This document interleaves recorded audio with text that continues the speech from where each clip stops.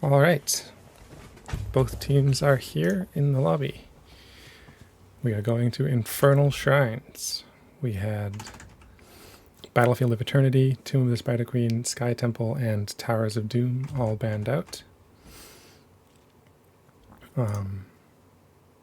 Looks like Wood League Airlines has first pick, so lowered expectations. Got the map pick.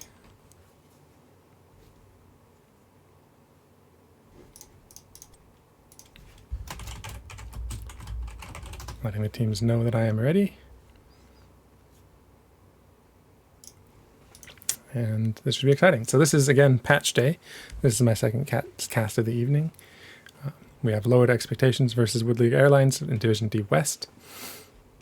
Patch day always throws a wrench into things. People have strategies that get changed. Hero picks that maybe aren't so good or maybe are better. Meta heroes often get nerfed. So we'll have to see how it affects these teams in their drafting.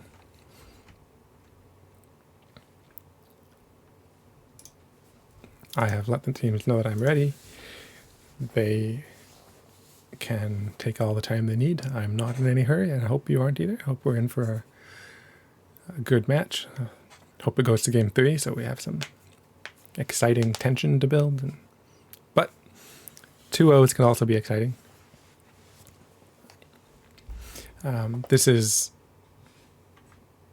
week 1 of season 13, so these teams may know each other, but they haven't faced each other this season. They haven't seen each other's games this season, so scouting information might be a little sparse, which could affect how they choose to draft. You know, if you know what the other team's going to play, what heroes they're good at, it makes it easier to draft against them or to ban them out entirely.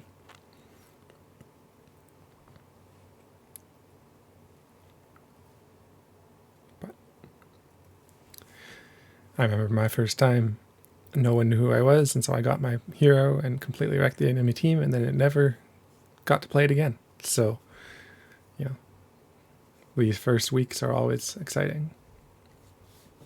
Okay, both teams look ready. So we should be starting any moment now.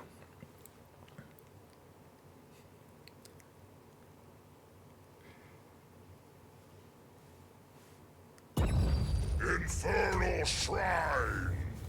Here we go. Infernal Shrines. 3-lane map. Couple camps. One sort of contested camp in the bottom. And the objective has a bunch of little minions. So we'll see if they choose heroes good for the objective, good for zoning, or good for push. Those are kind of the 3 ways to go. Oh, you could go team fight, but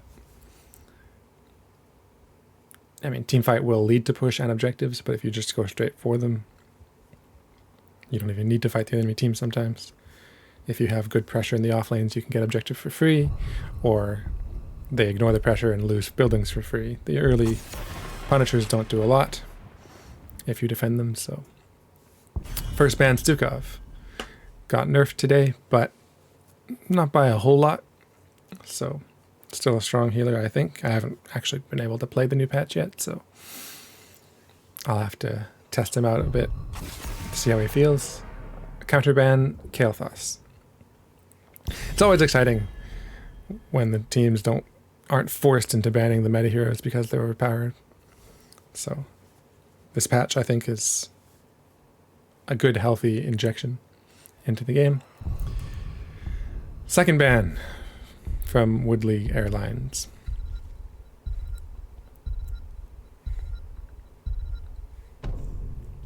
We have May. So Wood League Airlines has first pick.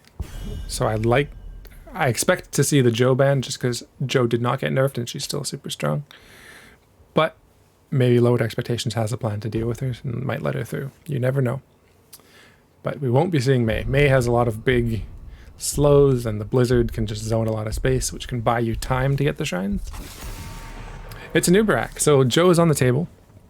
We'll have to see if Wood League decides to first pick her. Anubarak is also a very strong hero. Good dive, can double stun someone in the back line. So maybe Lowered Expectations has more information on Widlig than I do and doesn't want to face that.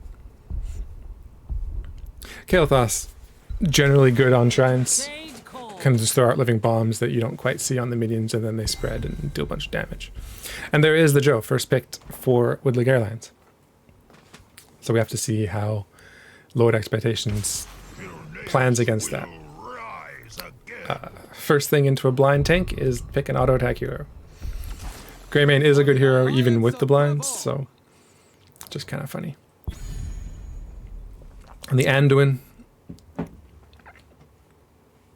I mean, Anduin's a good healer, don't get me wrong. It's just, usually I see him taken to counter something like a blow up, and we haven't seen enough to see that yet. Maybe it's just a comfortable healer. Make way for the bad guy. And we have Zul'jin and Brightwing. Brightwing is my least favorite hero in the game. She should be removed, but has good, can create offline pressure and then join the team.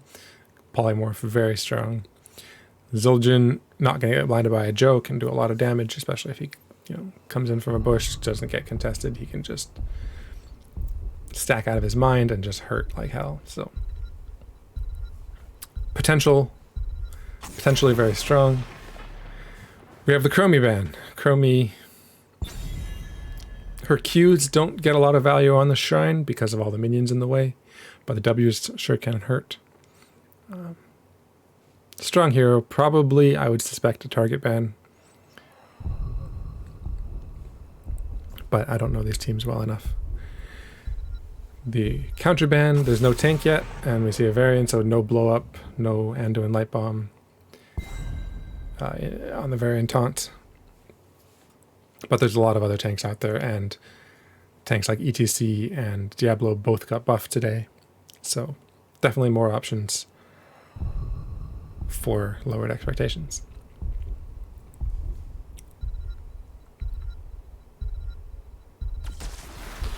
We have Sonya for the offlane and Orphea. Orphea is a very strong healer. Healer? She's definitely not a healer. A very strong damage dealer if she can land her abilities. She gets cooldown reduction and can keep going. She also gets self-sustain.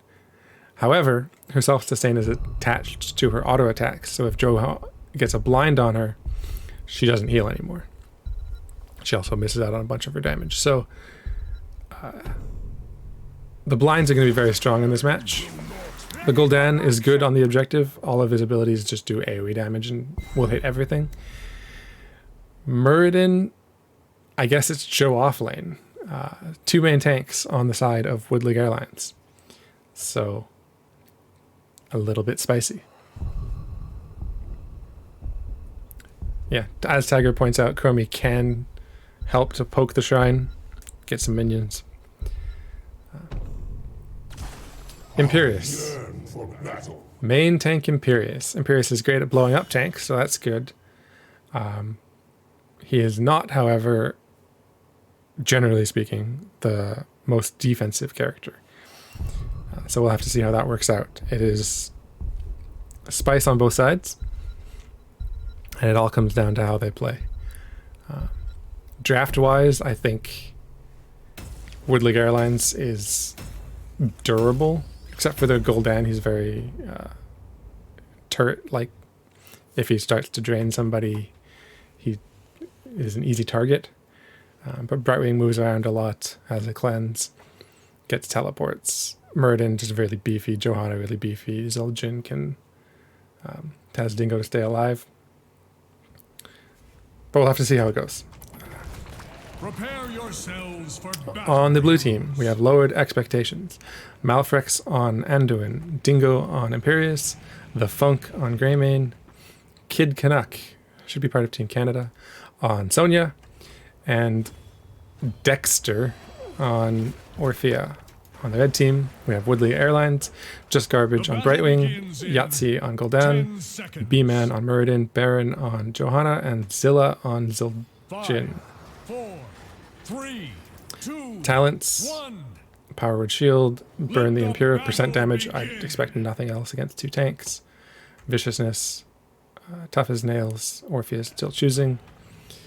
Third Wind for more sustain. I just don't have to go back. Zealous Glare, the shield, blind talent. Hypershift, Recklessness. Orphea goes Ancestral Strength. Gul'dan still holding. Mid Brawl, Baron steps up right away, not too afraid, has the Iron Skin. Minions get cleared out by Woodley Airlines, but Sonya already went top and is clearing top. The rotation, however, gets faster for bottom. So, no clear advantage. If the rotations keep going like this, a big stun from Imperius, but it's a Muradin, he should be able to just jump away when he gets low. With the third wind, he'll heal up by himself. If the rotations keep going like this, Wood League will get the advantage on camps and may get the bottom camp. But we'll have to see. Another big stun. Again on the Muradin, again jumps out.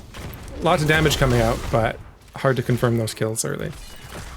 We have Joe versus Asonia, basically just tickling each other. I don't expect one to kill the other. Big invade coming in though.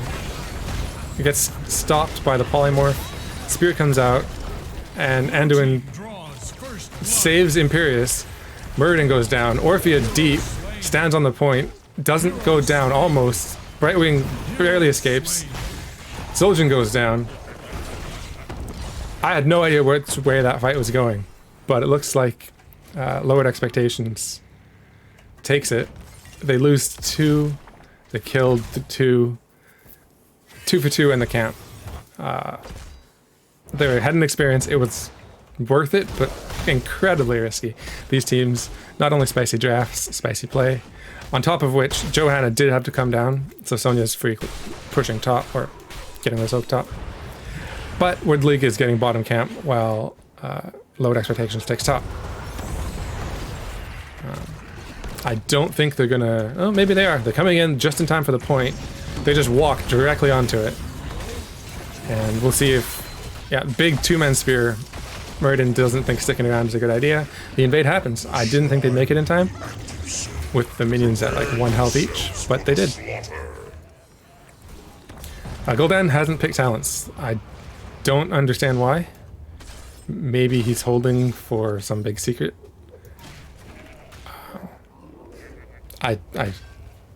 He's not a bot.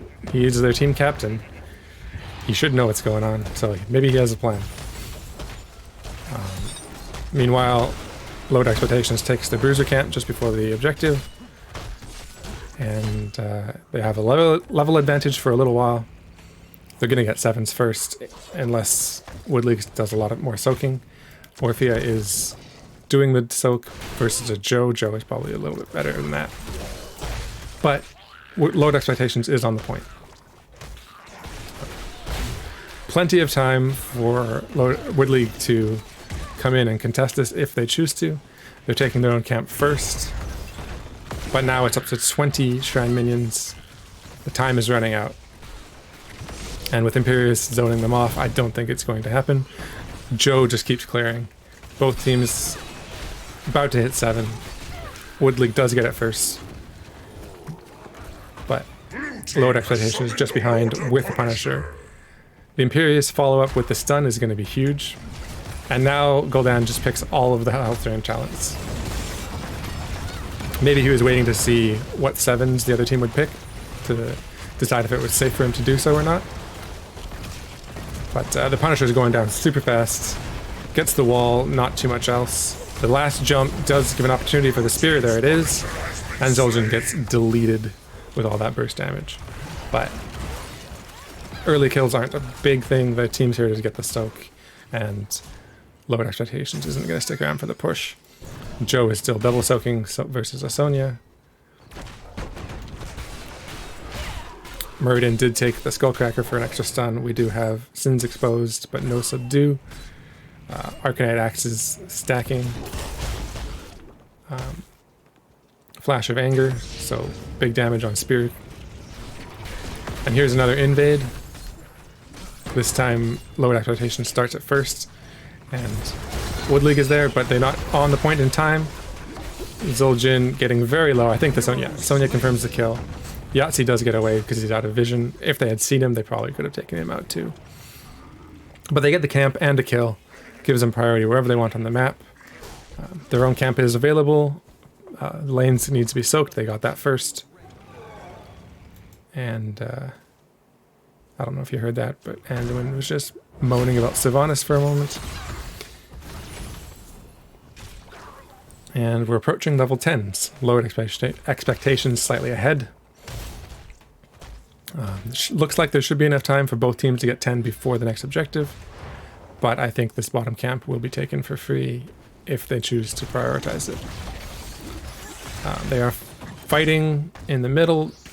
10s are here. Angelic Armaments leap. Cursed Bullet. Spear misses. Zul'jin still takes a ton of damage.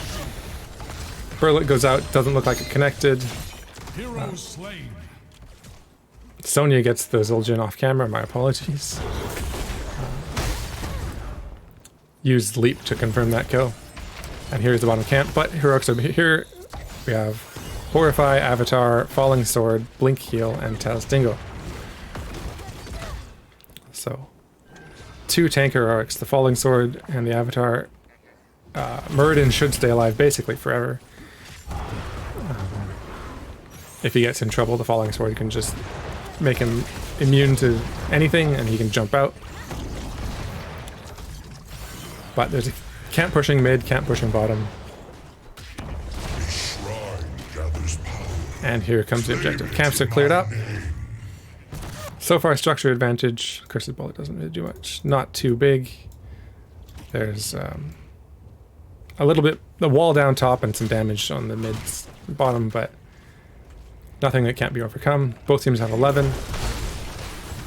Getting your bruiser camp before objective, good plan. But Wood League is at the objective first. They're setting up, they're getting vision, and they can start before. It will come down to who pushes the other one off, or if there's a team fight. But the advantage is currently for Wood League, except that the top lane is pushing. So if this fight goes on for a while, lowered expectations can get a lot of value. As they come in, Wood League backs off, and the fight, Spear misses and the Polymorph comes out. The stun's there. Imperius gets pulled out, but Greymane's in the back, feared. Nope, sorry, that was Sonya, my apologies. Light Bomb comes out, connects only with the Iron Skin Johanna, and Imperius goes down. These 10s have worked out a lot better for Wood League Airlines. A few whiffed abilities and 3 kills, oh, sorry, 2 kills. Counting is hard. Go to Wood League and they get the objective. In the meanwhile, top fort could go down just from camp pressure. No, Joe, there for the clear. No one's baiting over the jump. There it is. Malfrix, very vulnerable. With the slow and the polymorph, he goes down. There was no one else stronger to bait it over. And the question is, do you just let it go? The Eternal Feast gets 2 hits, pushes the team back, lets them clear up Punisher without too much more damage. So the wall goes down, fort's at half. Camp invade kind of sucks, but not worth dying over. But Leap comes in, Spear comes in, lots of damage goes out, Bullet goes out. Muradin very, very low. Gets the Unstoppable. Barely makes it out alive. And now Zul'jin's coming in. Blue team barely makes it alive, but Zul'jin gets speared, and now Imperius barely makes it out alive. The axes come in, the heal comes in. Yes, no deaths. Lots of heroics, lots of chasing, lots of back and forth. And neither team has anyone die. Kills are at 5 versus 5. Level, Wood League has the advantage, but structures basically even. Bottom and top mirror each other in damage. Wood League has a few camps and a little bit of experience lead, and that's it. So these teams fairly even so far. And it all comes down to those Imperious Spears. He got them early and got advantages. In that last team fight, he missed them and didn't quite work out as well. So Imperius is a skill-based hero. If you don't land those Qs, you're going to be in for bad times. Sometimes even if you do land those Qs, you get rooted and you're in for bad times. So a little bit of a fight mid. Muradin jumps in, but all 5 are right there on top of Imperius. He lands a spear on 1, and that's not enough. Orphea gets feared. Muradin jumps in, but Orphea gets Leap of Faith out. Sonya confirms the top fort in response. So forts traded out. Kill advantage, just 1 kill for the Imperius. But that's not a huge obstacle to overcome. So map is still fairly even. Experienced lead hasn't changed much. Trying to see if there's any talents I think are particularly interesting. Orphea did go Mind Devourer into Abyssal Symbiosis, so she doesn't get the cooldown on Chomp. But when she does Chomp, it'll give her a big shield and heal. Falling Sword gets used there to escape. It's a lowish cooldown. It'll be up just after the objective spawns. But it's always good to take away your opponent's heroics. Or if you're getting chased on the rotation by the Muradin, but isn't punished. Meanwhile, Imperius almost goes down, gets his shield. Johanna chasing real deep. Sonya a little too deep, however. Goes down. Lots and lots of damage on the side of Wood League Airlines. Meanwhile, there is a camp pushing and the objective spawning. And Muradin is not afraid to just jump, stay in the middle. But objective has been started.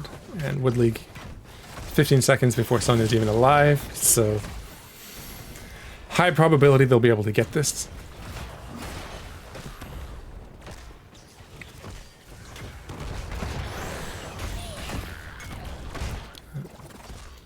But with the wall down, you can't safely bait the Punisher over. They don't have any unstoppables to do so, except the Anduin pull, so we'll have to see how they choose to defend. Orphea goes to lane, Sonya goes to camp.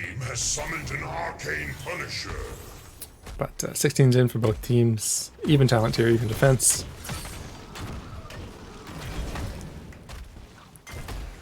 Not a lot of pressure, not a lot of counter pressure. Just letting it come up to the building first.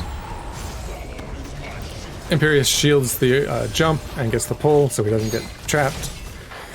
Bunch of damage onto Zul'jin, but nothing to write home about. He just walks away. The team's not close enough. They're just trying to clear the Punisher. Fort's going down no matter what.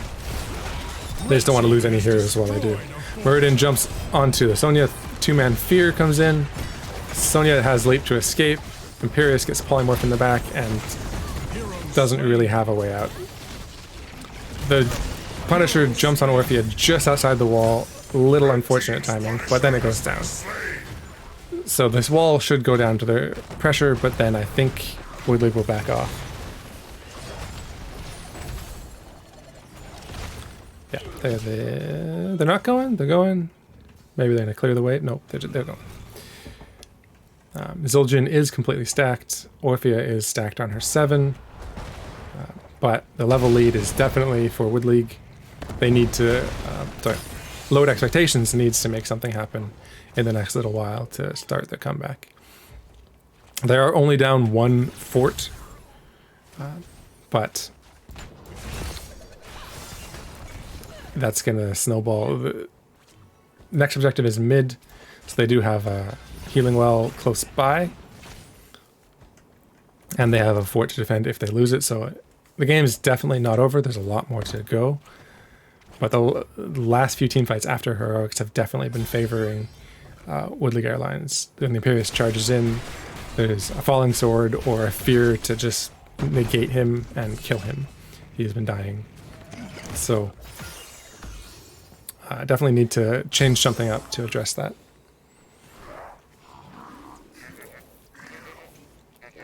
Just imposturing and wave clearing, soaking. Wood League doesn't want to get too close, doesn't want to fight. They're almost 20s. Why take the risk? I'm not sure what that phase shift was. But phase shift is down. Wood League is taking their camp. Nothing much else to do, just get the experience from it.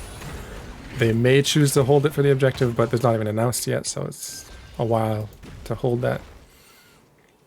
Just soaking, just trying to get to 20. Before they do load expectations, taking some value, getting a tower down. They have 3 seconds to fight before 20s, but 20s are here. Disengaged, Eternal Feast, Haunt upgrade, Rewind, Heaven's Fury, Invisible Friends, and Amani Resilience. And Wood League is just going to push down this fort with their 20 advantage. Red team has destroyed a fort. Load expectations, not getting caught out, they're not splitting up. They're clearing the camp together as 5, so no one gets found. But they still have a level and a bit to soak before the objective in 15 seconds. It's not going to happen. They have to choose. Do they give it up, or do they soak for 20, or do they fight it down an advantage? It looks like they're more interested in clearing waves for the moment. As their camp spawns, the enemy team is already there, so Woodley gets a free bruiser camp top. And it looks like Greymane gets caught. That is not what they wanted to see, but I was going to say it looks like Load Expectations is going to have to defend, and with Greymane dead, they definitely are going to have to just clear their lanes and soak. There's no way they're contesting this objective.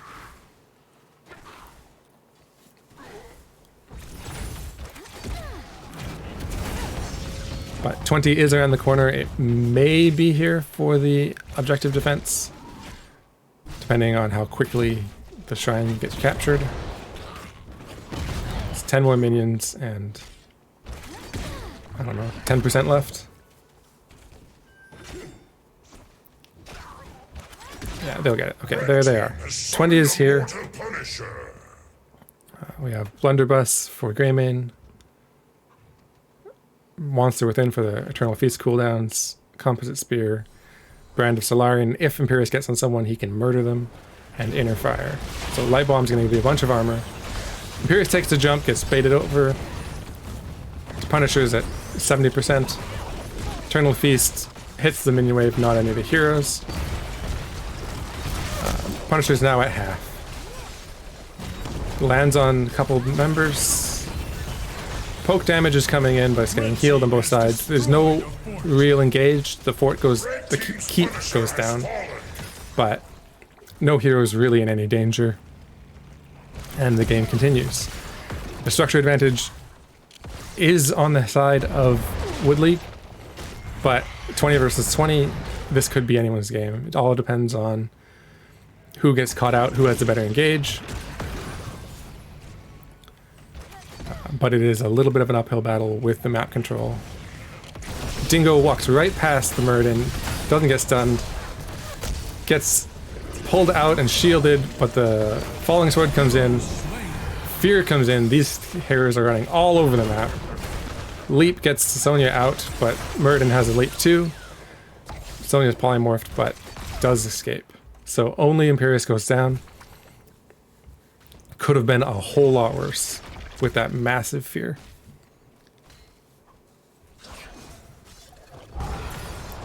And with a camp and a catapult, Wood League is now pushing in bottom. Sonya has regenerated her hit points. She's there if she wants to defend. A little bit of poke damage, but no hard engage just yet. Just poking down the keep. Trying to damage as safely as possible. Feast is fairly good, but the Brightwing heal is there in time. Falling Sword catches Canuck, but Greymane does the dive and gets the Joe. Joe is down for the next 61 seconds. Imperius is about up. So now the advantage is in the hands of Load Expectations. The leap onto Zul'jin is good, but the Tazdingo is there, the Polymorph is there. The Root catches the Zul'jin, he's low. If they have follow-up, Greymane goes in and gets stunned, gets feared, but the Orphea doesn't get feared and gets the last hit. She probably, maybe should stop, I don't know. But 4 versus 3, Burlet comes onto Muradin. Yeah, the fort's there to defend. I'm not sure if they had the fuel to chase. But 2 kills for 1. Advantage for lowered expectations. Core is under attack. The couple catapults on core should be cleaned up fairly soon. Shrine's being announced. All heroes will be up for it unless another pick comes. They're looking for a pick instead of clearing the core. This is spicy. Shields are going to go down soon, but Wood League does not fall for the bush gank, does not wander in too early. And with Joe here, it's a 4v4. Eternal Feast on the point. They get the channel, but that Eternal Feast does a lot of damage if you're stuck in it. And Brightwing goes down. They got the kill, now do they get the disengage? Sonya, when she revived, cleared the camp, so no actual core damage. That was fortunate for lowered expectations. Sonya is going to the point with Brightwing down and no healer. They're sieging down, but the stun comes to Imperius, and he just gets deleted. Muradin Stormbolt over the wall that Imperius didn't see coming, and the damage was there. It is now a 4v4, but lowered expectations has the minions and a healer, but they don't have a tank, so it's a lopsided fight, but not too lopsided. Bottom keep does go down during all this. If lowered expectations stick around, they probably could get the minions, but there's pressure on their core, and Brightwing is about to phase shift in. There's the feast, and Gul'dan just gets annihilated. Light Bomb doesn't connect because Gul'dan's already dead. Orphea is traded out. The pull saves Sonya, who gets blinded but not quite killed. There's only 7 more minions needed, but there's a lot of pressure on core. 5 catapults, those shields are falling quickly. And I don't think they get this objective. Core is down. There is a keep in the way, so there is the possibility of a defense. But core is down to 41%. That was painful. Camp just for some anti-minion pressure. But there's already another catapult nearing the core. This is going to be a very uphill battle. Red team has summoned an arcane punisher. Hello, Moist Venus. It's good to see you in chat. I love giving teams the opportunity to get casted, so I had the chance to pick this one up. I'm glad I did. Punisher is coming down.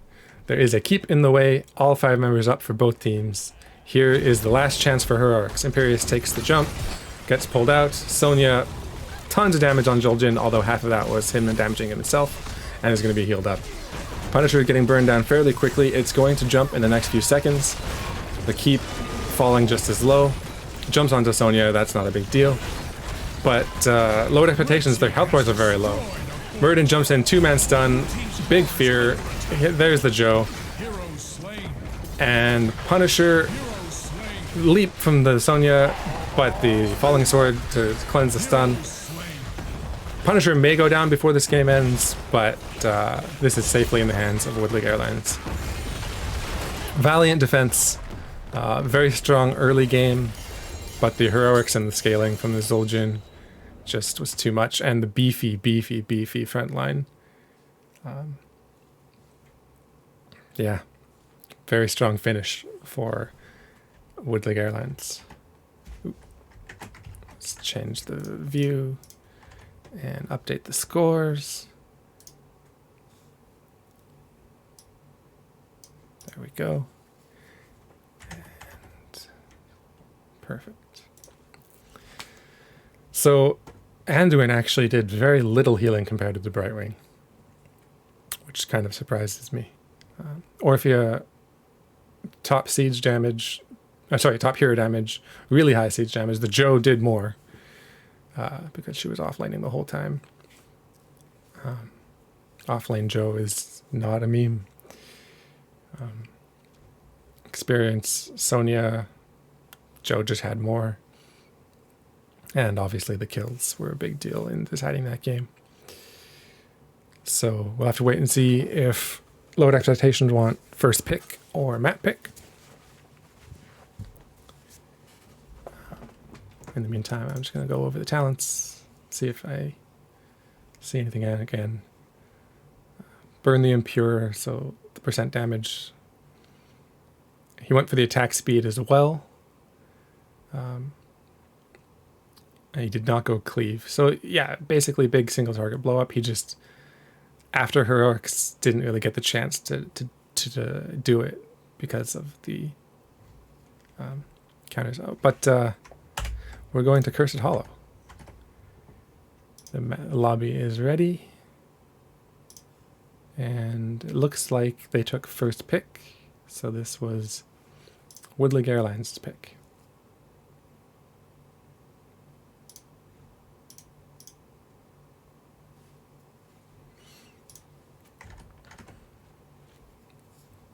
So Cursed Hollow, a big map, lots of jungle to navigate with. So global heroes definitely a priority for a lot of teams.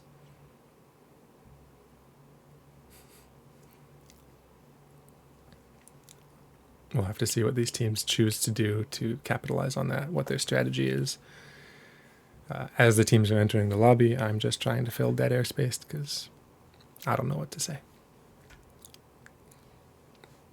Cursed Hollow bosses on both sides, so boss clear and boss control also possible draft options.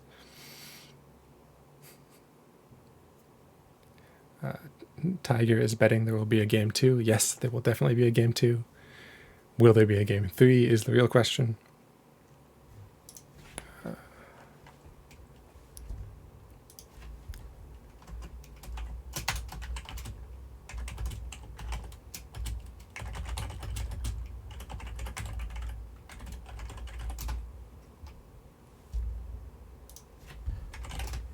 I have a hard time talking and typing at the same time because I tend to type the things I'm talking and type the wrong thing. So someone just asked me to link the stream.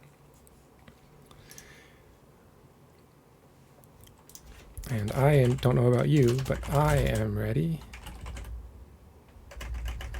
And I said I and typed I instead of is because that's just how I roll.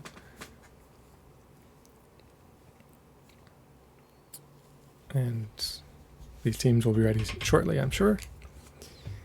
And we'll go into the draft.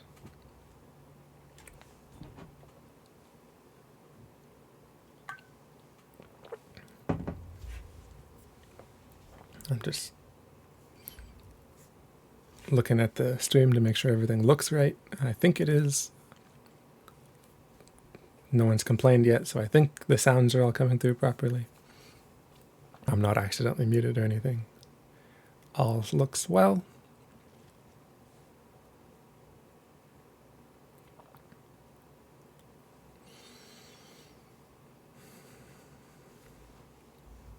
Just waiting on the teams to be ready.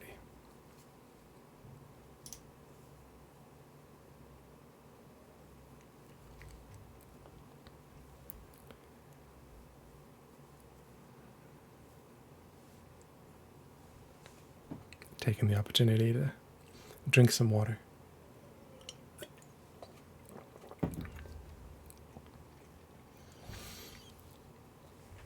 I've casted, well, this is my second series of casts tonight. I don't normally even talk very much, so my throat's a little dry. Not used to this.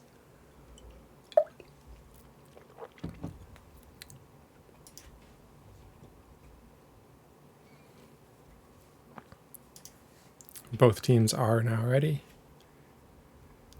So we'll go into the draft shortly, I'm sure. Cursed Hollow.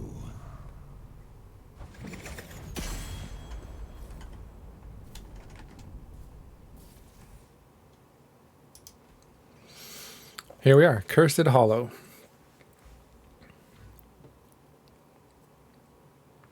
Lowered Expectations, I believe, has first pick. And therefore they have first ban. So they don't have to worry about banning the Joe. because chances are Wood League will ban it for them. Instead, they ban the Brightwing. As I said in the first game, she should be removed from the game and should always be banned. But on this map in particular, she is strong because of the big map and global ability.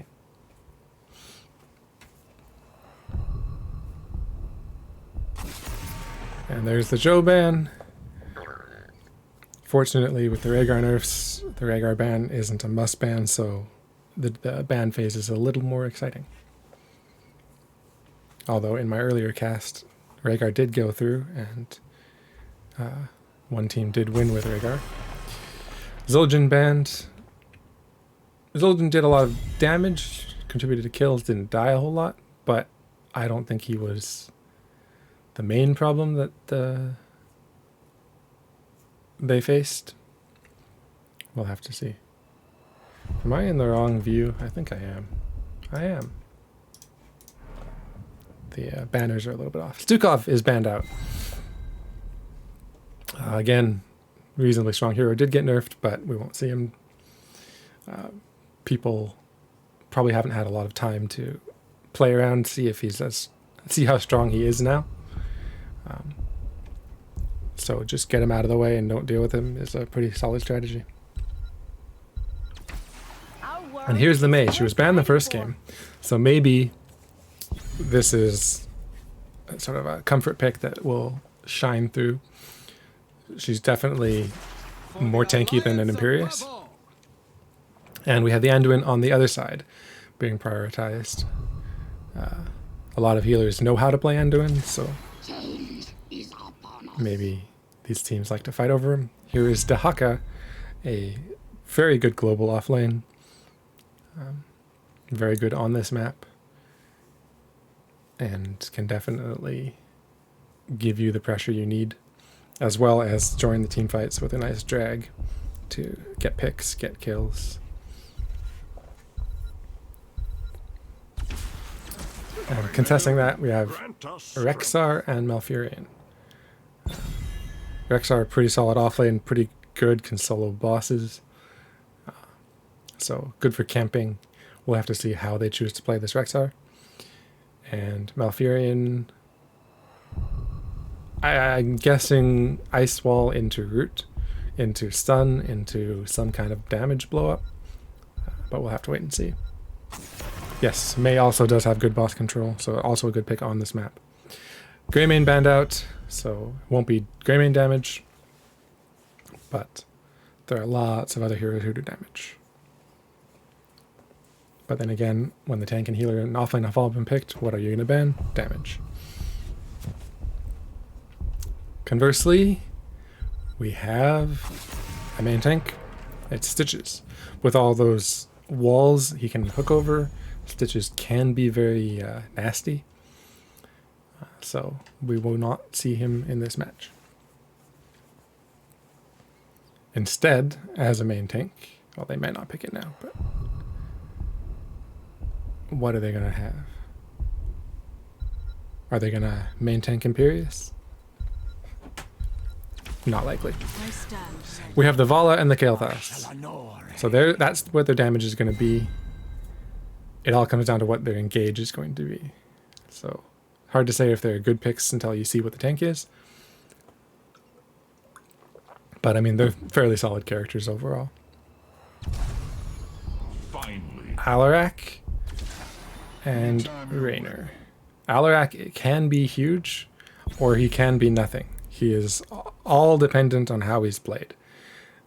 Raynor, pretty brainless, right click, kill stuff. So Raynor's pretty consistent damage. And to any kind of, CC chain, Raynor can get a kill. Alarak can definitely contribute to the CC and the kill. But now they can pick their tank, and it's Muradin. So, same tank as last time, but without the Joe to back him up. Dahaka is pretty decent, but Joe is really beefy. So when Muradin jumps out, Joe can take over. Dahaka can't quite take over quite as well. With the Murden Dahaka, they have a lot of dive on their tanks, but with the Kael'thas Vala, not a lot of dive on their damage. But if a tank dives too far, that's what Anduin's for. On the other side, I mean, Rexar can dive, May can dive, Alarak can deadly charge, and at 20, Murden, Malfurion can Twilight from a distance. So we'll have to see. Prepare yourself for battle. But neither team seems particularly divey. But we're going to start with the red team first this time. We have Wood League Airlines, B-Man on Murden, Zilla on Kael'thas, Yahtzee on Vala, Baron on Dahaka, and Just Garbage on Anduin. Versus Lowered Expectations. The battle begins. Dexter on Alarak, 10 Kid Canuck on Rexar, Malfrex on Malfurion. I guess that could be where the name comes from. 4, The Funk 3, on Raynor, 2, and Dingo on 1. May. Raynor pops his Well, ability a little early there. For? We have Sleep Roots, lowered cooldown on Telekinesis, Easy Prey, Heavy Pack, and Ace in the Hole. Versus the Third Wind again, Auto Attack Vala, nice little bush gank. Enhanced Agility Dahaka, Lightwell, and Mana Addict. Tongue, and boom, Raynor goes down. Blood. Even with the sleeps didn't quite come in fast enough, and just all the damage on one character. That's why you don't face check bushes. Baron is chasing down the May, but that's just a May, it'll be fine. Meanwhile, Rexar just went straight bottom. Guess that early experience. Raynor's already back. The experience difference hardly noticeable, but there's no one contesting the Dahaka quite yet. And some experience is lost on the side of lowered expectations. I am in the wrong thing. Fix it. Yeah, I using hotkeys and I pushed the wrong one. Sorry about that. At least I'm checking to fix it eventually. Raynor's going camping. May is offlaning Dahaka. Vala is also camping. Raynor or Valar, who gets it first? Vala does. But hardly noticeable. Kid Canuck is spreading bombs to his own bear. The May offlane is a choice. Telekinesis just barely misses on the Murden there. 4s are here for Wood League. And for lowered expectations.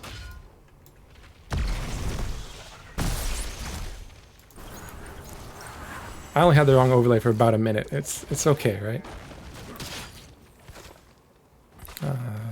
Thunderburn, Death Dealer, so yeah, definitely full auto. Rexar getting ganked in the bottom. Stun comes out. Heroes say. While you're stunned, you can't make your Misha stun, so he couldn't peel for himself, and Rexar goes down. Heroes, gather tribute But and earn my favor. in the meanwhile, Zilla, completely body blocked by a May, Slain. goes down, but the cannons get the May afterwards. The Siege Giant does get a lot of value. Continues to get more as no one is showing up to clear it. Meanwhile, one giant bottom is going to get cleared by the Raynor as Woodley comes up for the objective. Rexar doing his camp thing. One tower did go down, but Alarak backs off. He can poke this for a little while. Although maybe not with the Murden right there. So the first objective does go to Wood League Airlines.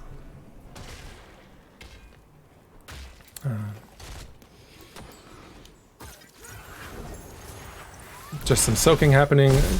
Big show of force combo for Alarak. Gets a little bit more sadism, but he's alone versus 3. He's not going to be able to do this by himself for too much longer. Gets another combo, bit more sadism. He's stacking as long as he doesn't die. And we'll see how high he gets to go. As I said, Alarak, sort of a feast or famine hero, all or nothing. Tribute or face my He may be the hero they need. The choice Meanwhile, is simple. rotations get slowed a bit as Murden hides in the bush. Big show of force onto Vala, but she doesn't get followed up on, gets healed up, no big deal. There's a fighting while they have the spell armor is not a bad idea. Just don't spread that bomb while Rexar is offlaning. A lot of damage onto the Vala as she's rooted and slept, but not nearly enough to kill her under the gate. Telekinesis doesn't connect, and the team's back off to reset. Misha goes down to the Dahaka. The channel goes through just before the Dahaka gets there, and Dahaka unfortunately did die for nothing. So that's a counter kill for lowered expectations. But dying after the objective is not a huge deal, it just means you're not quite soaking quite as quickly. You'll be up for the next one, no biggie. Vala starts to count, takes a lot of damage before the healer gets there, but now it's the two of them, no problem. Shall we see who Raynor counter-camping. this time?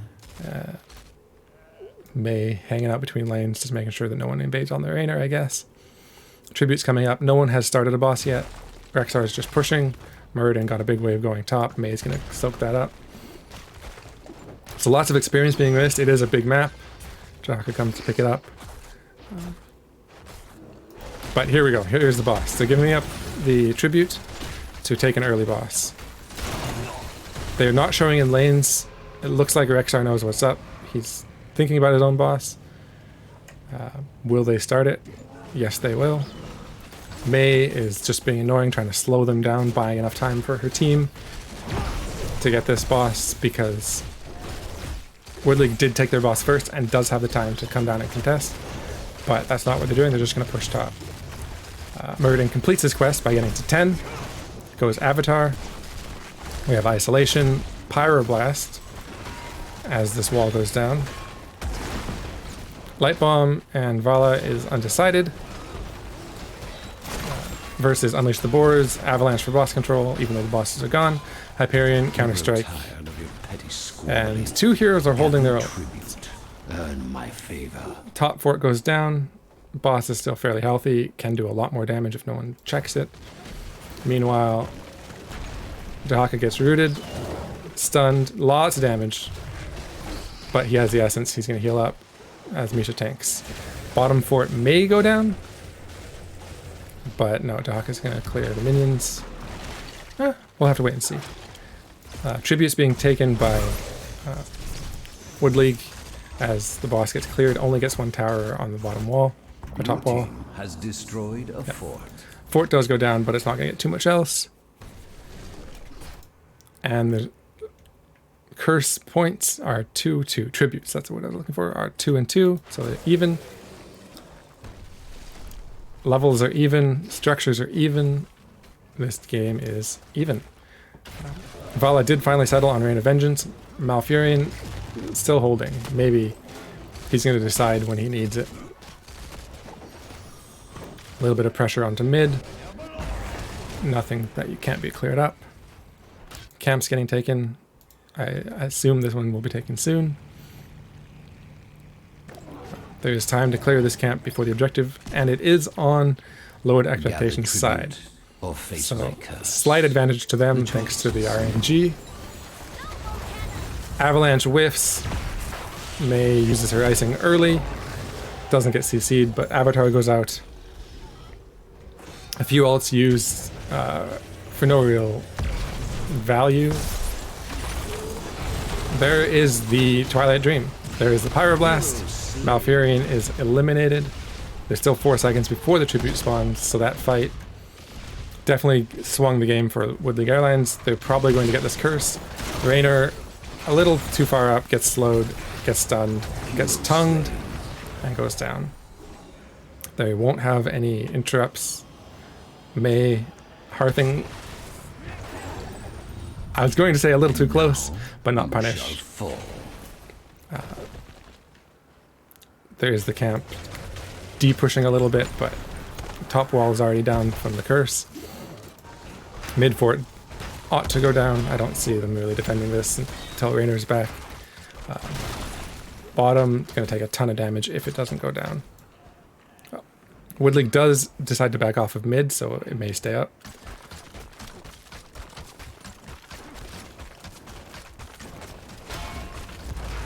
Bottom is definitely gone.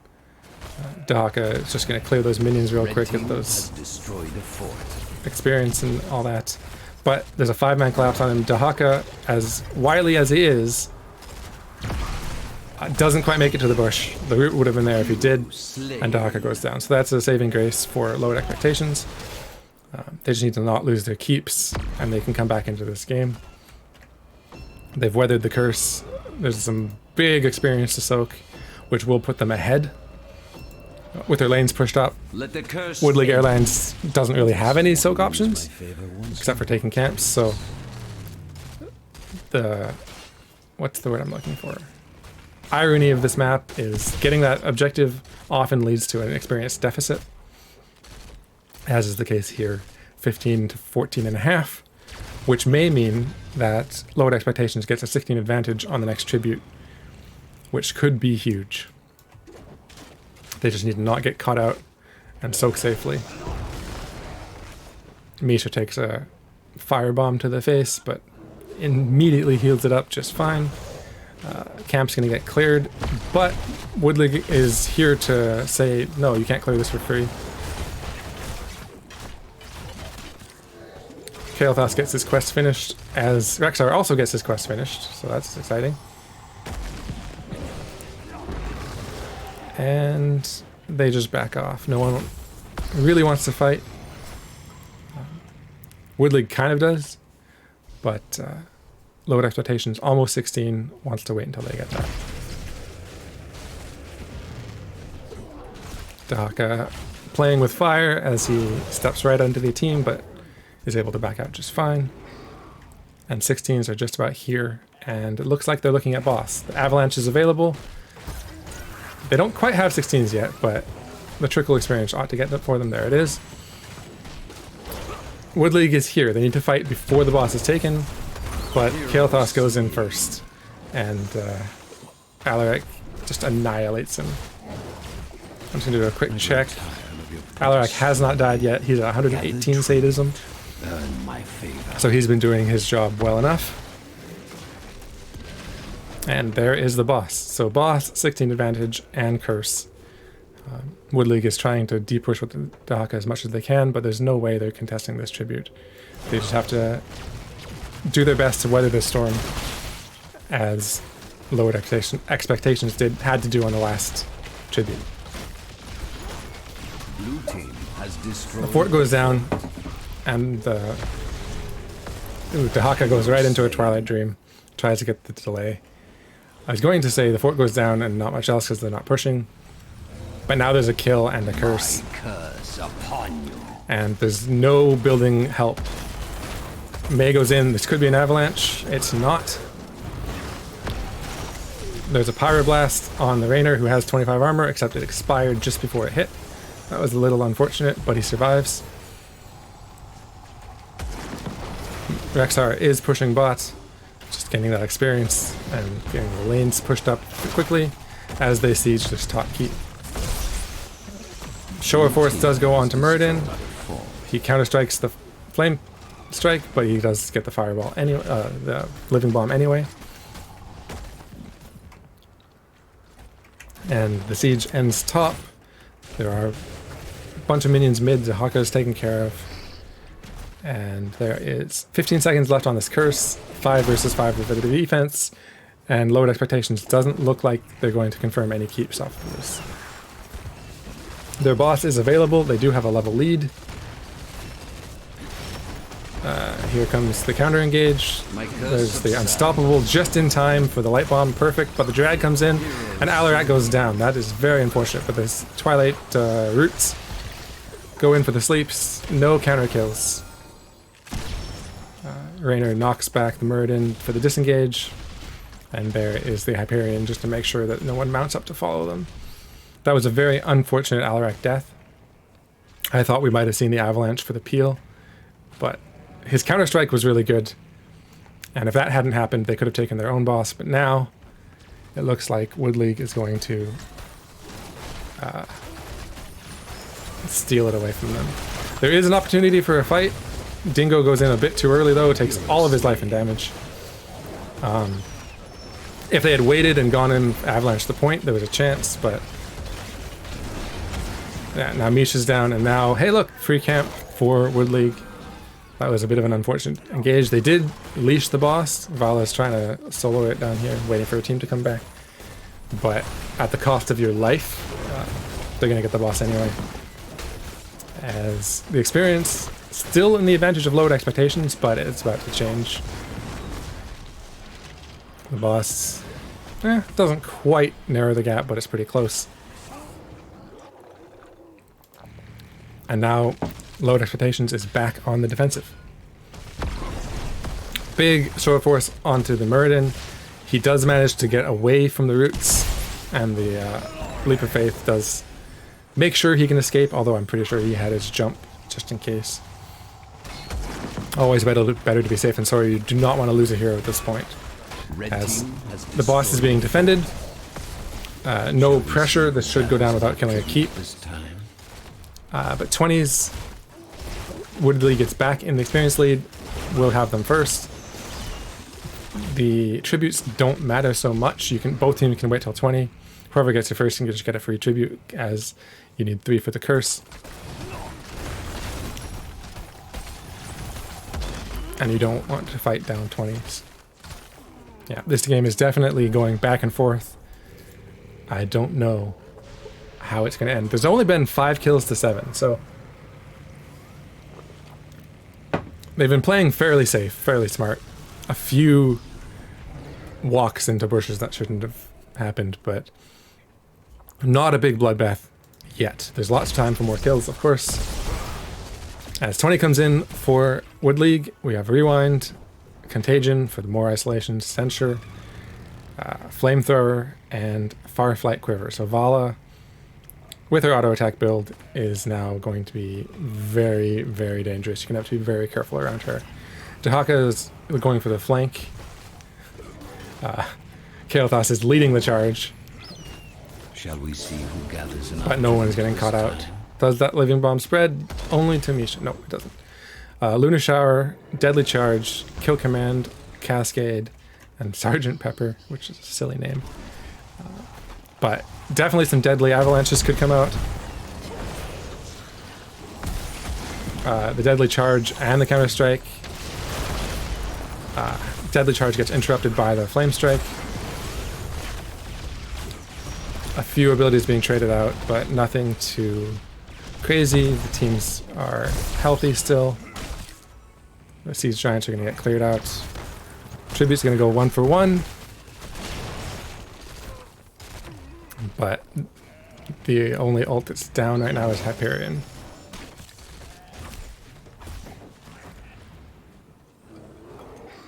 I'm not cheering for any particular team. I am kind of hoping for a game 3. But I can't say that either team is straight up ahead or not. Obviously, there's a bit of keep health difference, but with this boss play, Avalanche is up. Twilight Dream goes out on the Muradin after the jump, so he rewinds for the jump. The Avalanche, she was trying to predict that they were still on, but they had backed off wisely. Muradin goes down 1 for nothing so far. Avalanche is down, but 5 versus 4, they can maybe take this boss. Gather tribute. If Wood League chooses to keep engaging, we'll see. Deadly Charge, Alarak just goes flying off into the distance. What's his name? Dahaka was there, but he was burrowed. And there's a show of force onto the Kael'thas, but he has his shield and the heals, he's just fine. And Leap of Faith just to make sure that the slow doesn't get him killed. Muradin's still down. The fight's still going on. Drag barely misses. Pyroblast onto May, not going to accomplish much. He burrows into the root, and unfortunately, he goes down. Misha traded out in exchange, but here's the boss on the keep. Hyperion ended. Big, big Flame Strike. Fortunately for Malfurion, he didn't get the Living Bomb. There's the Avalanche we were looking for all game. Catches 3, and 3 go down. Has destroyed a fort. With the boss and all of these heroes healthy, Muradin has a big job trying to clear it and the team.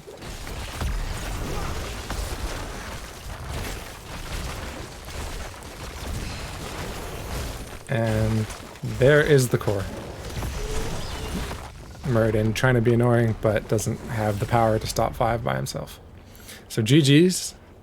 That was lowered expectations, taking game number 2 and taking us to a map 3.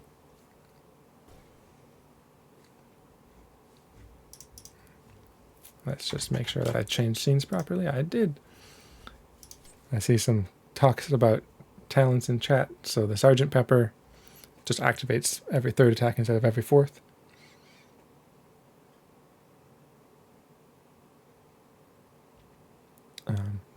But that's not what they were talking about.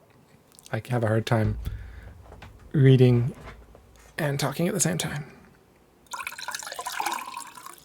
Just refilling my water here. Back to the stats. Anduin had more healing, but if your team's not dying, the numbers don't matter. Alarak only did die the one time, had the most hero damage on his team, but Kael'thas with those bombs had nearly twice as much. He had a lot of really big flame strikes as well. And yeah, Rexar was very successful in his soak and the camps that he did. So, not sure what these teams are going to choose to prioritize and ban for the next map. I'm not sure if Wood League wants first pick or map pick, so I'm not sure where we're going yet. But that was a much closer game. It went back and forth so many times. And so game 3, definitely I can't predict yet. It could go either way.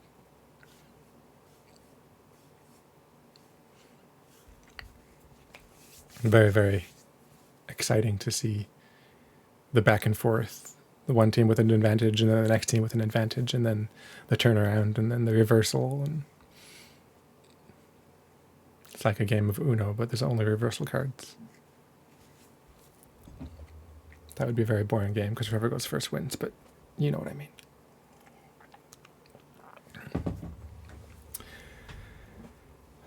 So these teams look like they're taking a moment to collect themselves and figure out what their plan is.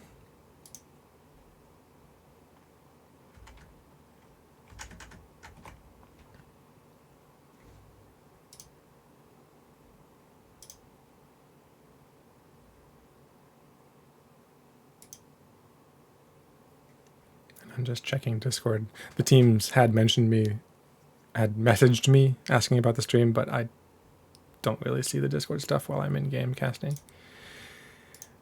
Okay, we have a lobby. It is Volskaya. Let me just update that.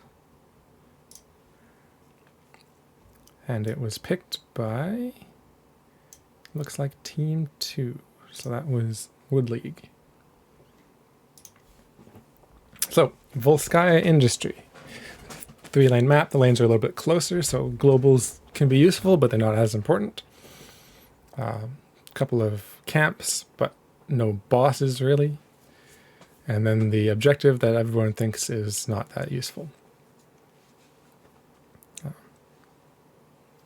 Teams typically just walk past the objective and kill the people not in it, so we'll have to see how these teams choose to use it or fight it.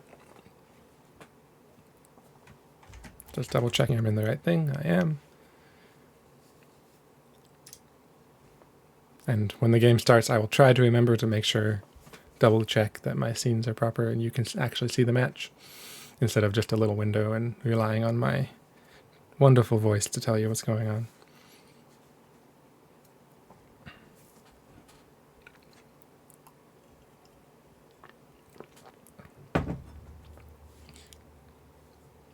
So, even though Kael'thas was big and got a lot of damage, it did not win them the game, so we'll see if they choose to go for it again, or if they go back to the Zul'jin after it was banned the second time. There are so many options, I don't know what's going to happen.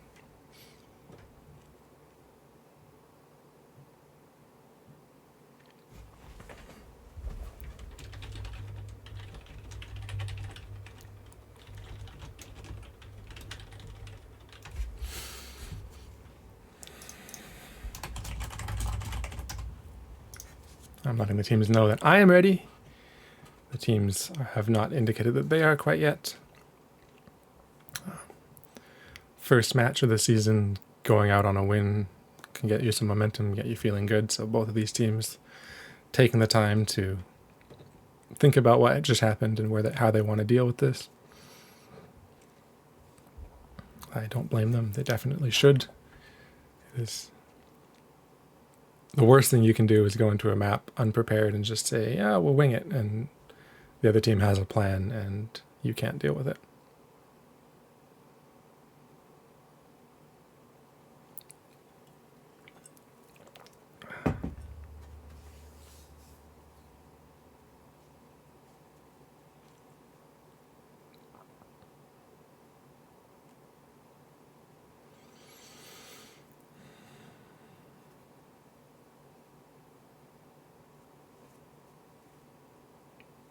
I expect these teams will be ready shortly.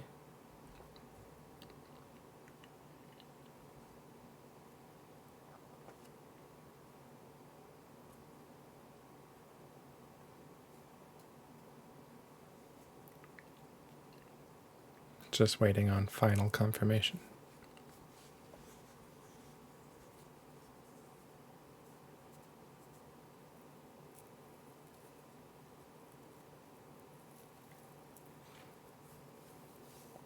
What else can I say about Volsky?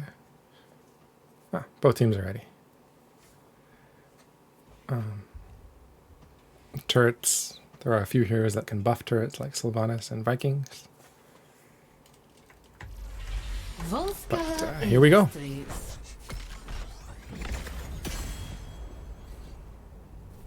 I don't have to fill any more dead airspace.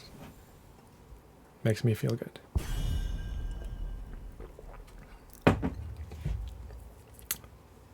First ban for team lowered expectations. Without the Joe against them, they did much better. Zul'jin. And as they have first pick, they will likely not have Joe against them. So I wouldn't even mind seeing the Imperious come back. It was very good until it got countered with the 10s. But maybe not as a main tank. I think Imperious as a support tank, because he was landing spears, it was a good Imperious. I think that would be fun to see. But the Varian banned out. We haven't seen a Varian on their side yet. So maybe that's a counter to what they're planning. Maybe Lowered Expectations has Varian in their back pocket and they've seen it before. Brightwing banned out. I 100% agree with that ban. She is my least favorite character in the game. And here's the Joe ban, almost guaranteed. Unless they feel like trying to counter it, seeing if they can do better than Lowered Expectations did. A little bit of a bold move. They do. They ban the Mei, and they give up the Joe, which is immediately taken.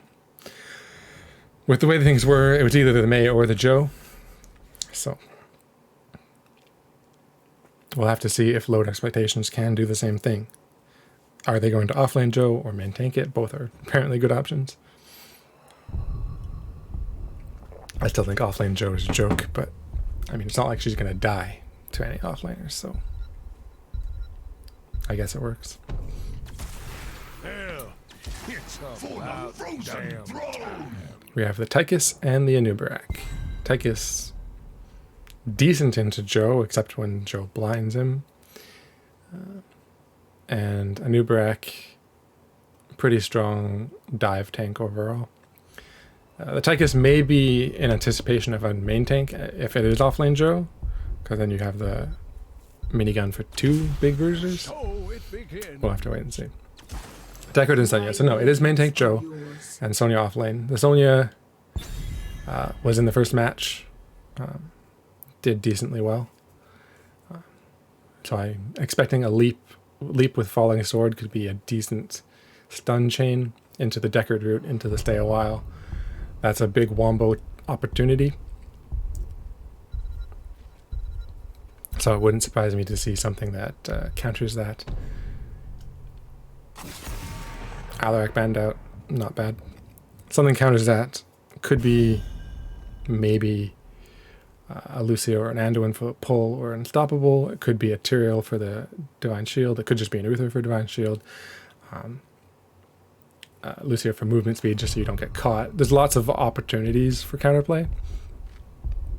But if that wombo lands, there's not too many heroes that can survive it.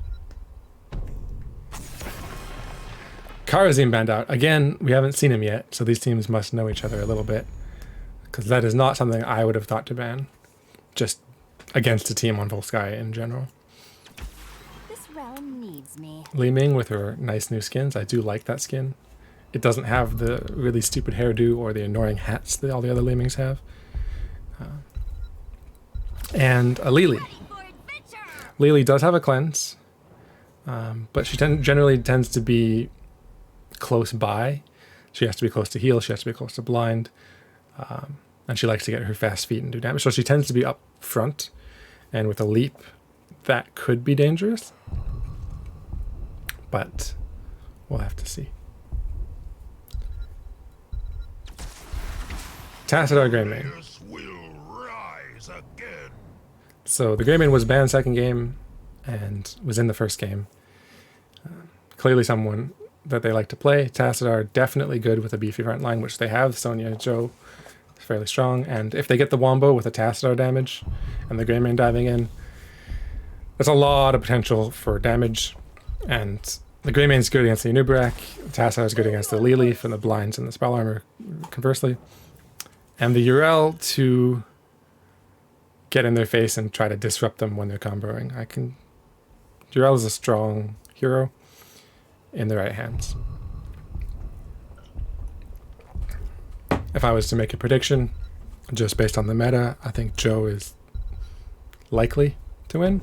I also like the combo setup from Lowered Expectations, but the Yrel is very strong. The Li Ming can do a lot of damage from range.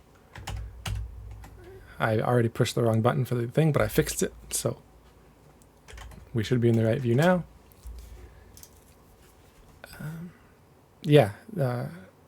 Wood League definitely has the opportunity to make this exciting.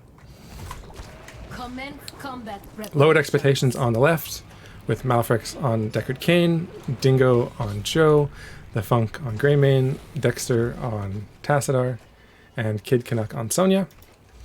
And on the right side in the red, we have Wood League Airlines with Just Garbage on Lily, Yahtzee on Li Ming, B-Man on Anubarak, Zilla on Tychus, and Baron on Yrel. 10 seconds.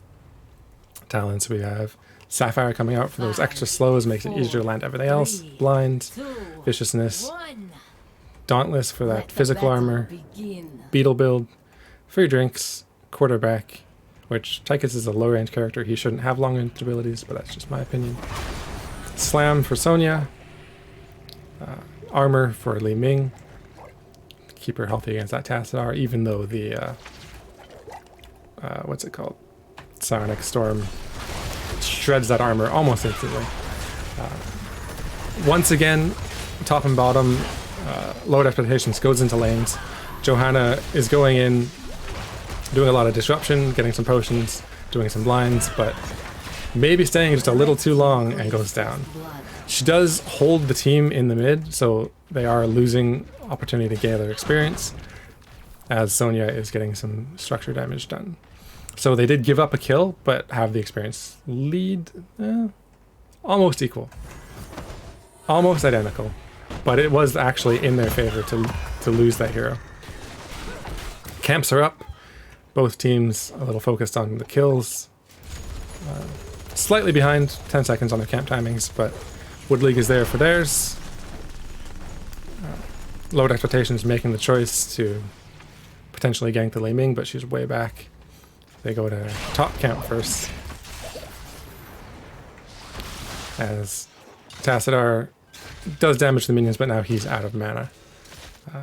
As the camp finishes and Lily and Tychus come down, Tassadar cannot stay that far forward too long. Just trying to keep his auto attack stacks up to regenerate, looks like. And with the camps and the last little moment of soaking, Woodley gets 4s first. And they get to clear off top camp, so there won't be any top pressure pushing for lowered expectations during the first objective. Although hold that thought as the defense comes in for the minions. Turret gets used. That's something that lowered expectations can just walk away from. So that is definitely a victory for them. The camp wasn't cleared, although I'm sure it will be shortly. Clearing the turret, you can, but there's no real point to it. It's out of the way. As Sonya does get their own turret, and now they're in an advantageous position. Anubarak walled away from his gate. Does burrow charge through, but now that's down, so he can't be too aggressive. The Funk getting focused by the Tychus. The potion doesn't land on the Funk, and Johanna eats it instead. But Tychus by himself wasn't quite enough damage. Funk walks away. No kill. Meanwhile, there's already some potions set up mid. There's only some beetles pushing. Top camp getting cleared away. Experience lead for Woodley, but neither team has 7 yet. This objective does take a long time. So Woodley will have 7 by the time it really matters before the objective finishes. But load expectations may as well. Load expectations not waiting, however, and just goes right in. Pushes the Woodley off the point. Joe gets right in their faces, goes deep. And the channel has started for load expectations. 7's nearly here for both teams. Sonya going down to soak it up. Joe, without Iron Skin, playing a little too far forward. 7's here for both teams. There is time for Joe to respawn, no big deal. Turret camp just coming up for Woodley as Yahtzee starts it up. She is a little low, probably shouldn't be tanking the turret, but maybe she's planning to Hearth or something soon. Lily is there, so it's not a huge issue. But both teams still have a turret. Objective not channeled. Joe is here. Both teams have 7s. Deckard's still choosing his. Joe single-handedly pushes them back, uses the Iron Skin, but maybe a bit early. Now it's down. Now the CC can come out. The Impale misses. Spear comes in. Burrow Charge comes in. Doesn't connect. Now the escape is down.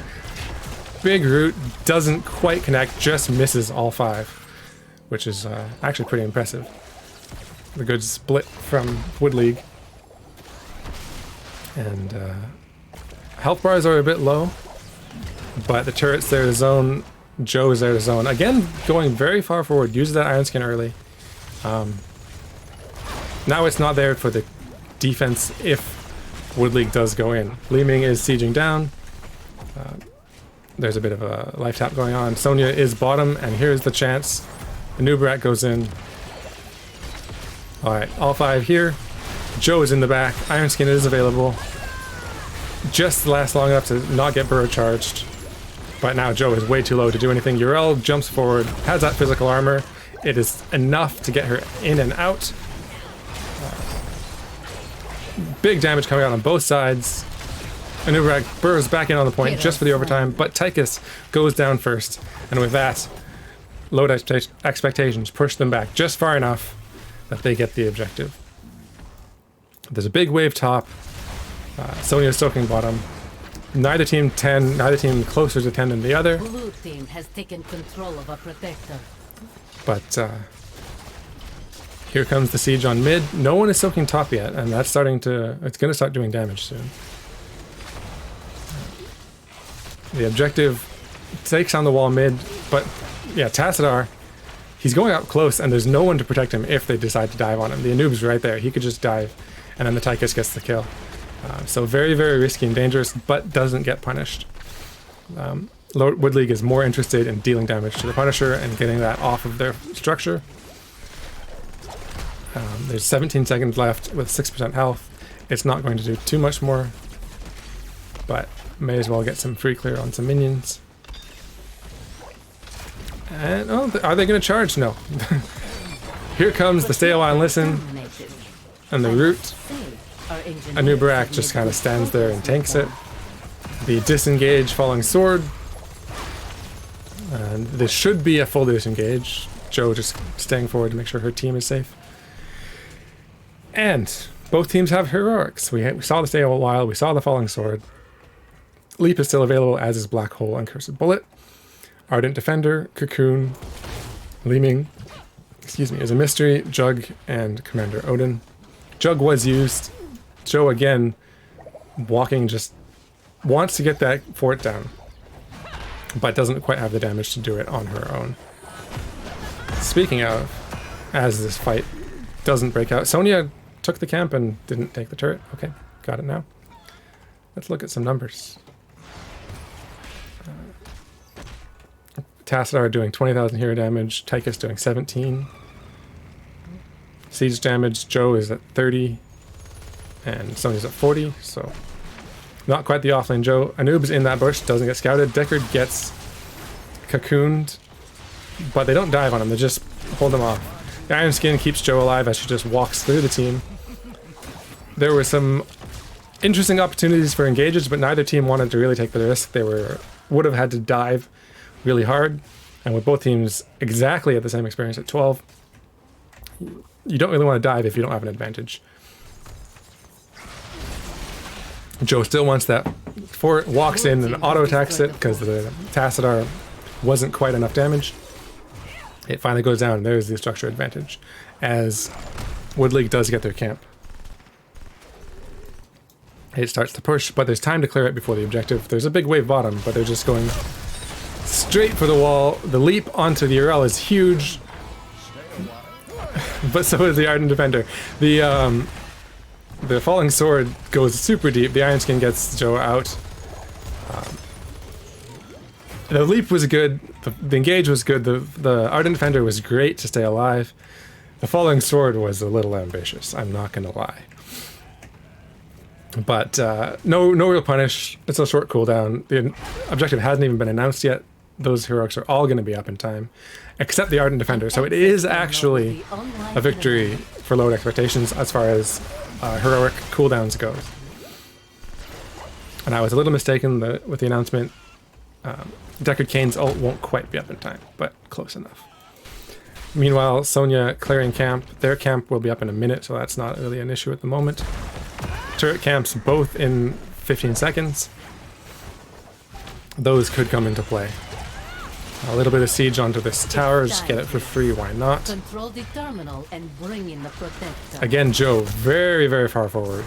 Iron Skin's down as she was tanking the structure.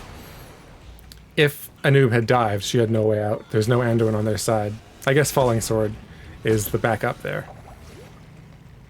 Sonya rotates all the way down, so it is a 5v4 down here. Neither team on the objective. Both teams have 13. Irel soaking. Sonya's back to soaking. We have big potions. What else is interesting? Oracle. Here comes the turret invade. And with the falling sword, they just back right off. But the camp's not even close to finished, so pushing them off isn't that big. Killing the noob, however, very big. And they steal the turret.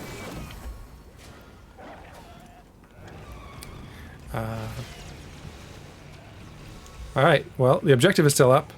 There are 3 camps on the board, all on lowered expectations side, and they have the one-man advantage. There's no way Woodley can contest. Lowered expectations take this camp. They weren't showing, so these harriers down here were a little bit tentative to go in, but with the camp being actually taken, they knew they were up there. Odin's pop just to take this structure down and get some pressure onto the map. Anub has respawned, so they can contest the objective. Meanwhile, seeing the pressure on bottom, lowered expectations is free to put pressure of their own and trade fort for fort. Meanwhile, Sonya's camping, and Wood League is stealing a turret. They are going to be down 2 turrets and a healing beacon to 1 turret, and 16s are on their way. But the objective channels so slowly, Wood League was able to take a structure, take a camp invade, and come back before the objective finished. Meanwhile, Big fight's gonna happen right here over this camp. There's the Tassadar black hole. There's the Ardent Defender. Joe hasn't popped the healing beacon. Decides to save it. Uses the Hero slain. falling sword, and there's the leap. I thought that camp was not quite captured, but it was. Slain. Blue Turrets team going has down. taken control of a protector. 3 heroes for low expectations dead. But meanwhile, Greymane wasn't there and took the protector. If he had been there, that fight might have been different. Tough to say whether it was worth it. They did get the Urel counter kill after the Ardent Defender, but that was a huge fight over that camp. But Tychus is quite good at burning this down, so is Li Ming, and they get 1 tower and just have to walk away with 2 of their heroes dead. They do have this objective up for 43 more seconds. They can wait for the team to respawn before using all of its hit points. But for the moment, it's just don't overextend.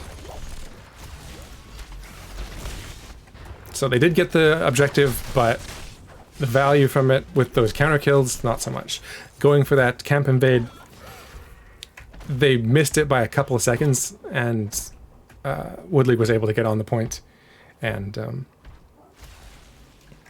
turn it around. That's kind of the theme of this matchup, is the turnaround. The protector is overloaded. Protector goes My down. team will begin repair. There's an opportunity for a fight. It's in a really big choke. Both teams decide to disengage. Experience is back to even, 17 to 17. Slight advantage for lowered expectations, but almost none, as this wave is about to be soaked. If they soak bottom lane, maybe. Another camp invade. We saw how that went last time, but all of their ults are up. Bullets just now coming up. There's the cocoon. There's the black hole. Slain. A new Barak goes down. He did drop his turret just in time. There's the Ardent Defender. Yahtzee doing some big damage, but barely makes it out. Nope. Hero slain. Sonya confirms that kill. Big stun in the back. Greymane goes in, gets another kill. And now you have to ask, is Joe going a little too far? Hero No. slain. Urel goes down. Tychus gets out just barely and saves that turret. Might have been good to use it earlier. It's hard to say at this point, but it'll be up for the next fight. As 4 members go down for Wood League. This time the camp invade was successful. Wood League did convert the camp, but lost 4 members doing so. And this is their keep going down. Ming's respawning in 6 seconds, and Lowered Expectation does back off, decides to take the other camps while they have the advantage instead of trying to go core, because that is a good way to throw the game. You're closer to 20, you take what you can for free, you do not overextend, and you give yourself the advantage.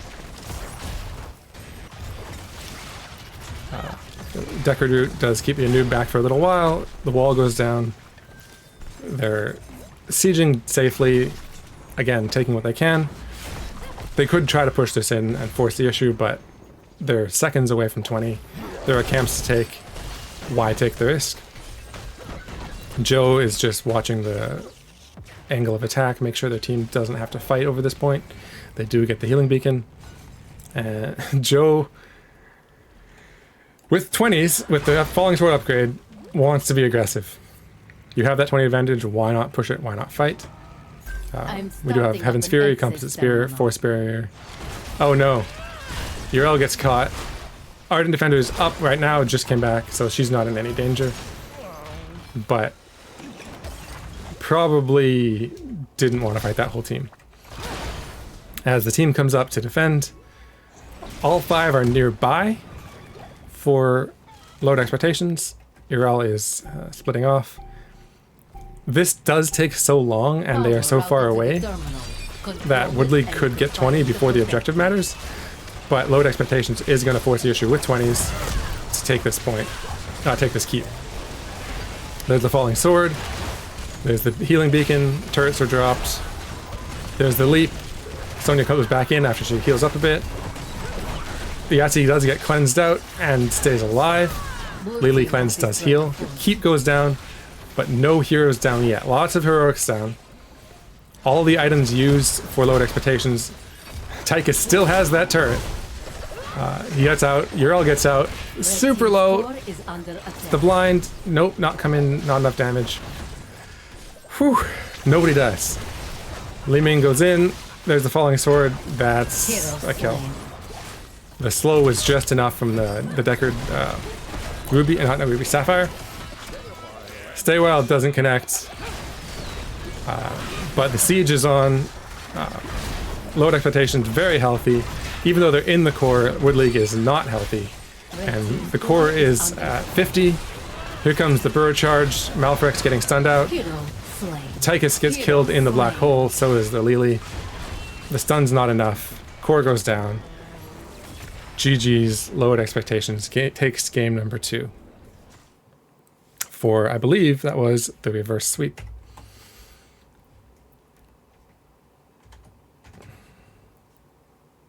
Yes, Wood League won the first game. And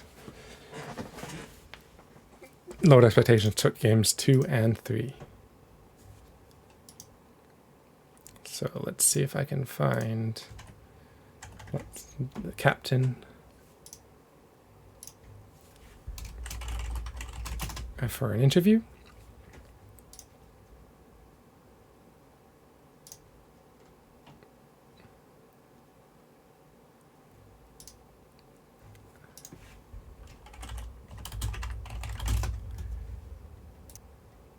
And yes, he's going to join us in just a moment.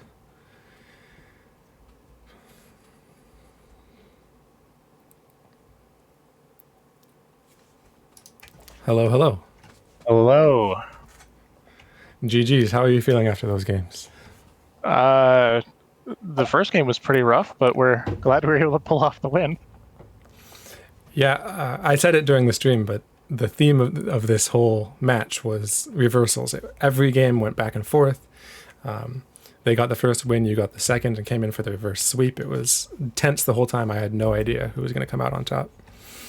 Yeah, it's actually our favorite kind of matches when you never know what's going to go on. And since it's our first time back in Div D after we actually had our first season in Div D, and we were wiped, so it's good to know that for our first match that it was a anyone can win type scenario across all 3 games. Yeah, definitely. That's definitely what I want to see. Is it's close, a lot of good fights, and there were so many good fights between the two of you. Game 1, you gave up the Joanna, and they went double tank offlane Joe. How did you feel about that? What was your plan with that? Well, we were when they picked the Joe. I'm gonna excuse myself from the banning because they told me to go with our opening bans, and we're hoping they wouldn't go with Joe. But yeah, when they went double tank, it kind of messed up our comp because since our tank picked last and wound up going Imperious, we were kind of limited with what we could do with our team layout. So they definitely beat us on the draft for game 1. Yeah, and for game 1, you started off really strong. The Imperious Spears were huge. You got a bunch of early kills with that way. But the heroics just seemed to, like, Imperious Spears in and then gets feared, or there's a falling sword to save him or something like that, right? Yeah, like their front line was really strong, so we couldn't get to the back and take out ZJ, so he was just ripping us apart. And anytime we got Murd in low, he just pop Avatar and waddle his way out. Yeah, so that's why you banned Zul'jin game 2, I suppose. Yes, that was very much a targeted ban. My memory is that of a goldfish, so I don't have any questions about game 2. I don't remember what even happened or where it was, but do you have any comments about that game? You took first pick, and then that worked out a lot better for you. Yeah, so we've done decently on that map, so we were feeling a little bit more comfortable going into the game, and the fact that we went first pick and were able to get our tank locked in definitely helped us feel a little bit more secure in how we're building out around. Also knowing that ZJ wasn't going to be on the map gave us a moment to rest. Right, so that was Curse of the Hollow, and you did pick up the May. May was banned against you in the first map, if I recall correctly. Is that one of your preferred tanks? May's definitely in the pool of tanks that we go with, so I don't understand why they banned. I think it was Varian and May on the first map that they banned out. So they were very heavy on the tank bans, I think, especially if they were planning out from the beginning to go with dual tank. It definitely worked in their favor to ban out a bunch of tanks at the stop, limiting the selection pool. Right, and they banned Varian in Game 3 as well, so definitely out to get your tank player. Yeah, he's been on point with our Varian in previous seasons, so I can understand them wanting to ban him out. Yeah, and Game 2 definitely went back and forth so many times. I believe you got the first tribute, but then they got the next one, and it went like you had a huge advantage with a level advantage and a tribute, and then they defended and they had a huge advantage with the tribute, but then you defended or something like that. It was very exciting to watch. Yeah, it was very back and forth. They got a couple good ganks on us. Definitely from about 15 to 20, we kind of played very defensive. We were holding, just trying to catch up on levels. And then once we hit level 20, we correctly predicted that they were making a boss call. And I'm going to give a shout out to Dingo for his amazing May dive on that one. He dove in, knocked him off course, and we were able to take a few of them out and steal that boss. I do remember the blind avalanche. You know, they were on the boss, but then they backed off, and the avalanche came in, and there was nobody there. But you definitely did take that boss, and then you got the avalanche right at the end to get 3 more kills. So that was definitely well played. Yep, he was on point. And then in Game 3, they banned the May because it was so good, and then you got the Joe. And I will say the Joe was very, very aggressive. He was just, I'm going to pop my iron skin and walk through their team so many times. Yeah, he was just trying to keep him on the back foot. And I think at the start of the game, there was just you're accustomed to playing the hero at a higher tier, so Joe wasn't quite as survivable as she gets later in the game. But he did a good correction and definitely brought things up later on in the game. He did die in the first beginning, but I did notice that, the experience from an early kill isn't that much. You actually got more experience because you were all soaking the lanes and they missed some. So the trade actually, you got more experience from that kill, from dying. It wasn't much, but it was a little bit. Yeah, we were definitely looking to try and work on our rotation between lanes. I'd like to say that's something that we've been practicing, but we kind of didn't start doing any kind of practicing until the last week. So we've all been a little rusty. Yeah, well, I did notice you were definitely in your lanes faster every single game. So you're definitely doing that. So well played. Good practice pays off, everybody. Thank you. I don't have any other questions that I can think of, but if you want to give any shout outs or any comments or anything else you want to say, here's your chance. Sure. So I've been told to give a shout out to Dex's mom for last night. I don't know what context of that is, but shout outs there. Maybe she makes Ingo, cookies. She might make great cookies. I've never met her. I'll have to find out what her cookies are like. I'll give a shout out, of course, to the rest of the team. All of you guys played really well. And shout out to Wood League Airlines. Apologize first for calling you Wood League Express. That was my typo. But you guys played amazing. We'd love to play again in a scrim, or I guess we're going to be doing a rematch later on in the season. But you guys kept us on our toes the whole series, and we look forward to being able to play you again and watching how you perform through the rest of the season. All right. Well, GG's again, and thanks a lot for playing. It was a lot of fun to watch. Yeah. Yes, and thank you for casting. I appreciate that you picked it up last minute, and it's always great to have a caster, and I'm going to be watching to find out what I did wrong. Well, I tried to be nice about it when I saw things, but there's probably something. Yeah, and the other game I casted earlier ended in time, so I'm happy to pick up casts when I can. So That's beautiful. All right. My pleasure. Well, thank you. Yeah, have a good night. You too. Bye. And that's going to be it for me. So thanks everyone for watching. I hope you had a good time. And if there were any more games going, I would raid somebody else, but there aren't, so I won't.